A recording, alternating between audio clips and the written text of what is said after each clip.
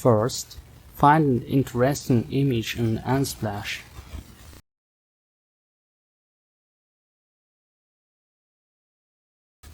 Then, download the whole image or just take the part you want.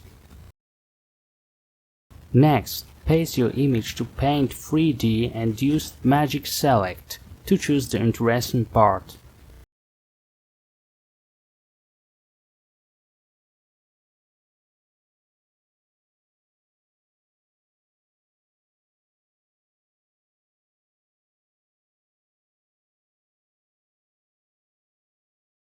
Copy selected part to PowerPoint and save it as PNG.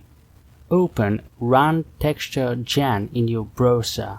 The link is in video description. Next, get the link to the image saved on your stationary drive and paste it to the first URL image address form. It's mandatory to fulfill all of the URL forms, so click and use URL from first form button.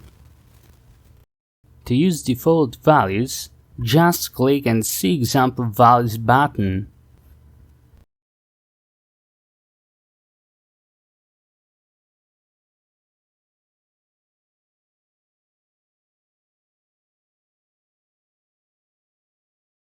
After that, just rewind your web window up and click Spawn button.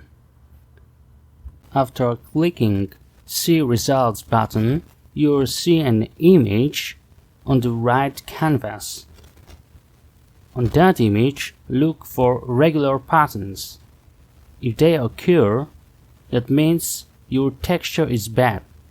In that case, you should spawn another amount of images to canvas and click that button again.